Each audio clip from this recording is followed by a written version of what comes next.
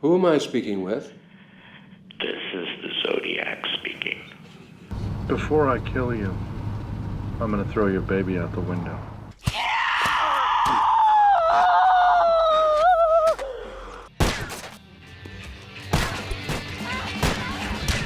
On July 4th, 1969, in Vallejo, California, Darlene Ferrin drives Michael Maju to a quiet spot for a fun night, but things take a dark turn when an intruder shoots them multiple times.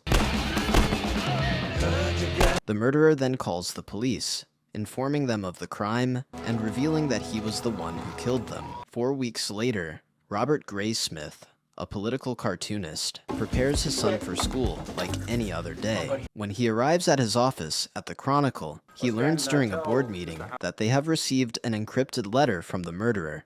You need to see this.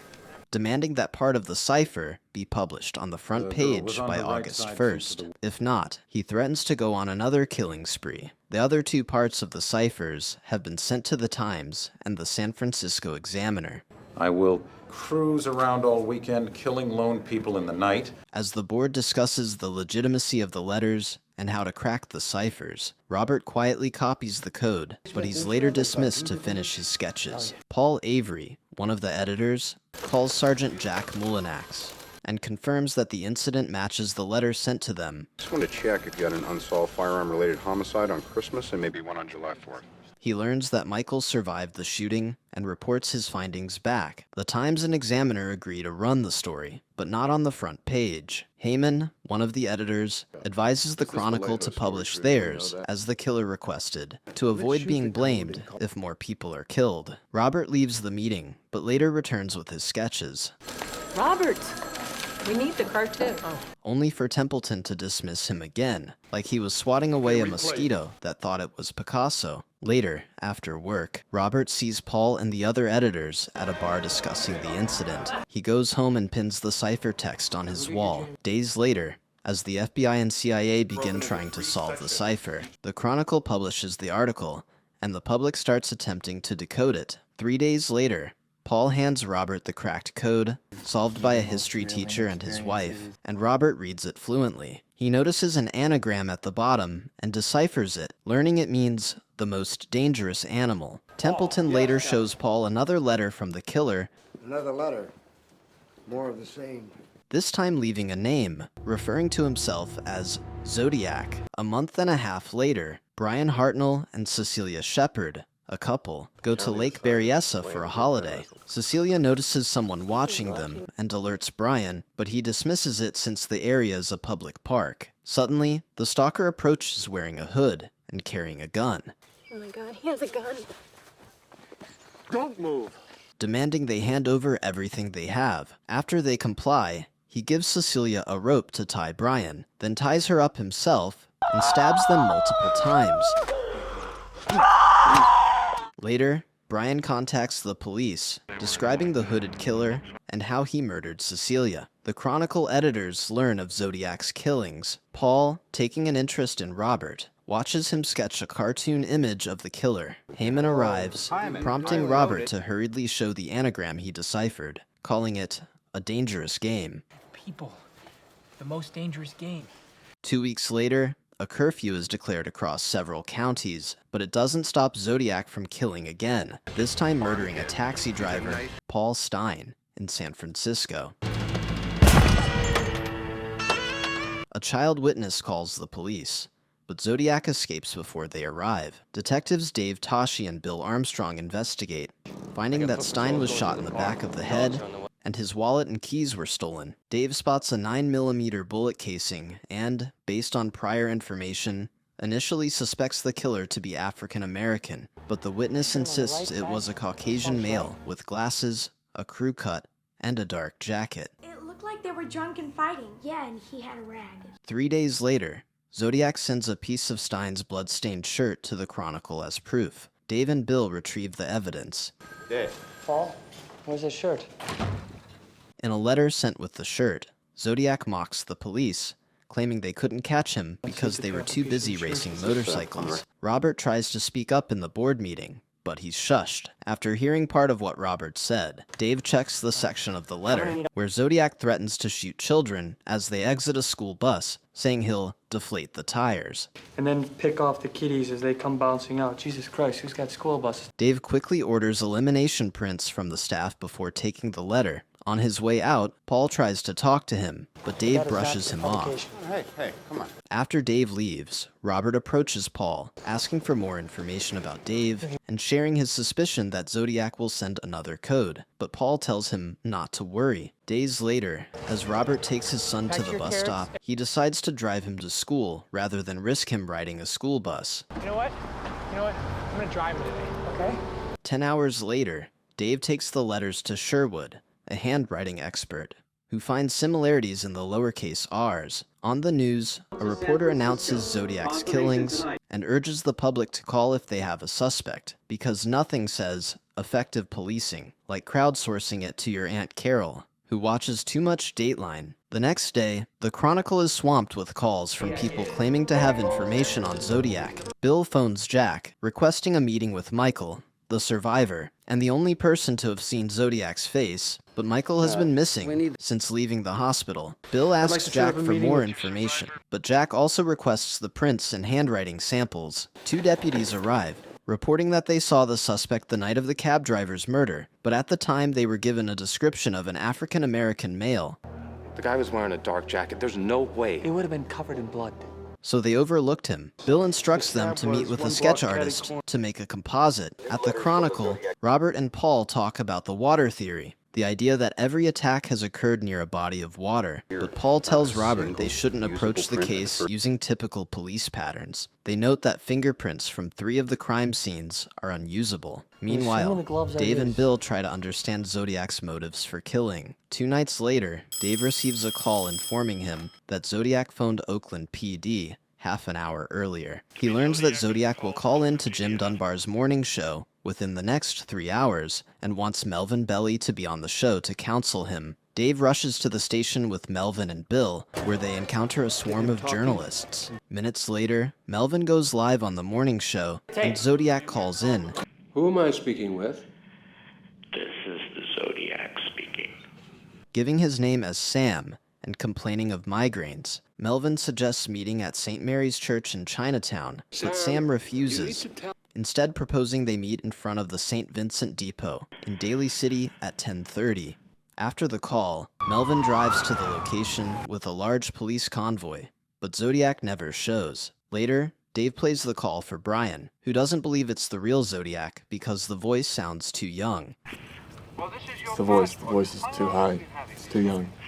2.5 weeks later, Zodiac sends a message to the Chronicle insulting the police, saying he's too clever for them and that he wears transparent fingertips to fool investigators. He calls the cops pigs and claims he was in the park. Attached is a paper with a diagram, which they conclude, after careful study, is a bomb design. It's a bomb. Okay, we gotta call the army. Is here. After the meeting, Paul takes Robert for a drink and learns Robert is divorced with kids, a self-described nerd who loves reading, and a former Boy Scout. They share drinks, and Robert indirectly reveals his obsession with ciphers and his determination to uncover Zodiac's identity. Back home, Dave calls Bill about a basement mentioned in the letter. Remembering that most California homes don't have basements, Bill agrees to contact Napa and Vallejo to check city planning records and narrow down Zodiac's possible location. A month and a half later, at Christmas, Melvin receives a letter from Zodiac asking for help. The one thing I ask of you is this: please help me. And admitting he's struggling to resist killing his 9th and 10th victims. Melvin reveals Zodiac had tried contacting him earlier, but he was away on holiday. He tells Dave that Zodiac seems compelled to kill. 2.5 months later, a woman driving late at night with her baby is stopped by a man who offers to fix her tire. He tampers with it, and after she drives a short distance, the tire comes off. He offers her a ride, and noticing her child, tells her that before he kills her, he'll throw the baby out the window. As they drive, she secretly hides her baby by the roadside. Before I kill you, I'm gonna throw your baby out the window. Later, stranded and crying by the road, she's rescued by passing drivers. She retrieves her baby and tells them what happened. Days later, Her story of surviving the Zodiac airs on the news. 4 weeks later, Zodiac sends the Chronicle a series of letters, including a map and a code. This code will tell you where the bomb is set. Revealing where he has planted a bomb, he threatens to detonate in the fall if not found. Another 4 weeks later, he sends another letter, angry that people aren't following his instructions, and threatens to start his killings with Kathleen Johns and her baby. At a bar, Paul tells Robert the police want to delay releasing the letter to see how Zodiac will respond. Later, Paul takes Robert to see Kathleen's case file and shows him an article on her story. What am I looking for? Kathleen Johns. Paul also believes Zodiac stole his symbol from a watch ad, the only known use of that logo, and that he hasn't actually killed the 13 people he claimed. 2.5 weeks later, Paul finds a piece of a bloody shirt in his office mail and becomes paranoid. He gets a licensed gun and goes to the shooting range with Robert, who reads an article about the threats Paul has been receiving. Paul reveals he has been getting an anonymous lead and plans to meet a man at the riverside. That night, Robert arrives late for a date with a woman named Melanie and tells her about Paul's meeting. She thinks it's dangerous and suspects the contact could be Zodiac, but Robert reassures her that Paul is armed. Later, Robert has second thoughts and calls Paul's wife to check on him. He ends up going to their home to wait with her for news. The tension builds until Paul finally calls, revealing he has uncovered the only unsolved homicide in Riverside County history, one from 1966, which he believes was Zodiac's first murder. Paul later appears on TV, telling a reporter that the Riverside Killer sent letters to the press, which he had analyzed at the Office of Questioned Documents. The handwriting matched Zodiac's. Detectives Dave and Bill are immediately upset that Paul didn't inform them first. On November 18, 1970, Dave meets with Inspector Ken and Nikolai in Riverside to review the letter and other evidence. The inspectors tell Dave they already have a suspect and doubt it's Zodiac. After the meeting, Dave sees Paul outside and blames him for his actions, saying they've caused widespread panic and that there's a possibility the killer isn't Zodiac at all. Bullet. Been a year and a half. You gonna catch this fucking guy or not? Soon after, multiple people begin calling the station, claiming to know Zodiac, and some even call themselves by that name. 8 months later, Bill interviews a man named Chiney, who claims Zodiac is Arthur Lee Allen. After a thorough interrogation, the detectives see that Chiney's claims and reasoning align with Zodiac's known patterns. The men gather facts about Arthur and find that his handwriting samples don't match. But one investigator tells Bill that Arthur is ambidextrous. Later, Bill and Dave meet with the chief and are granted permission to interrogate him. On August 4th, 1971, the detectives arrive in Rodeo and finally meet Arthur. They question him, and while he tries to brush off the evidence pointing toward him, he can't provide a solid alibi. The cops notice he's wearing his watch on his left hand and ask if he's ambidextrous. Arthur denies it, claiming he's left-handed. Foreman says that you're ambidextrous? No, that's untrue. Oddly, his watch bears the word Zodiac. They silently confirm he's their prime suspect, and before leaving, Arthur remarks that he looks forward to the day officers are no longer called pigs. When police officers are no longer referred to as pigs. After the interrogation, they visit Arthur's brother. His brother's wife points out that the misspelling of Christmas in Zodiac's letter, an extra S, is identical to one in a card Arthur had sent them. The police return to their station and wait for Arthur's wife to retrieve the Christmas card so they can secure a warrant. Meanwhile, Robert finds Paul passed out in his car and realizes he's missed the editorial meeting. The cops collect a left-handed handwriting sample from Arthur, but it doesn't match Zodiac's. Jack then tells Dave they couldn't get a warrant, marking another dead end in the case. A year later, Paul writes to the Justice Department, asking to lead the Zodiac investigation. When Templeton finds out, he scolds Paul and threatens to fire him, but Paul spirals further and no longer seems to care. On September 7th, Bill visits Arthur's sister-in-law, who tells him she last saw Arthur 9 months earlier. We saw him recently for the first time in 9 months. She also says that a social worker arranged for Arthur had confided that he was capable of murder. Arthur is currently attending school in Santa Rosa and living in a trailer. The detectives call the DA with their findings. and he eventually grants them a warrant. A week later, they search Arthur's trailer for incriminating evidence. They find guns, but his handwriting from both hands still doesn't match Zodiac's. And the handwriting? Ballistics no match, prints no match, writing. Sometime later, Dave is watching a movie when he realizes it's based on the Zodiac case. He abruptly leaves, and Robert notices him, introducing himself, but Dave brushes him off. 4 years pass. Robert meets Duffy Jennings, the new Chronicle crime reporter. That evening, Bill tells Dave he's leaving the division. The next day, Robert, now married to Melanie, visits Paul, who has become an alcoholic. Robert suggests Paul write a book about Zodiac, but Paul says he's thrown away all the files and tells Robert to let it go. Disappointed, Robert leaves. When he gets home, Melanie asks where he's been, and he lies, saying he was at the library. Where you been? The library. On October 11th, Robert visits Dave at the station. Over lunch, Robert shows him a record of missing library books on ciphers. Dave looks it over, but tells Robert to see Ken for permission to help with the case. Days later, Robert travels to Napa to meet Ken, who refers him to Jack in Vallejo, because nothing beats a Jet 2 holiday. Except maybe a holiday where your suspect doesn't keep moving cities, like he's collecting postcards. Robert convinces Jack to let him look through the Zodiac case since it's nearly closed. Jack takes him to the storage room, and Robert spends hours going through the evidence.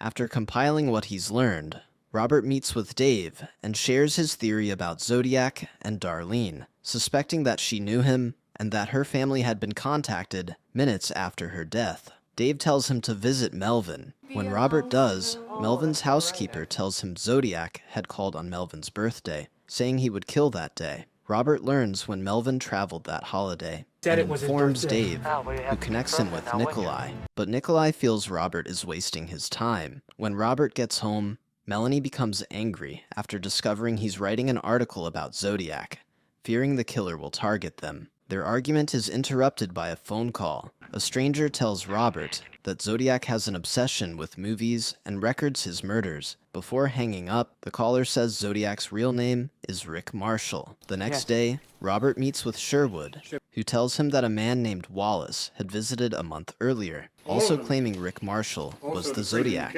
Later at home, Robert gets a call, but no one speaks. The silence only fuels Melanie's unease, though she doesn't protest. The following morning, Robert visits Ken and shares his findings. Ken admits he also suspects Rick, but says Rick's fingerprints were not found at the taxi driver's murder scene. Still, Could have been one of the bystanders, or a cop just reaches out, boom, false print. Ken notes that gloves were used, so they can't rule Rick out entirely. Robert then contacts Sherwood for Penny's number and manages to obtain a sample of Rick's handwriting. When he shows it to Sherwood, Sherwood says it's the closest match he's seen.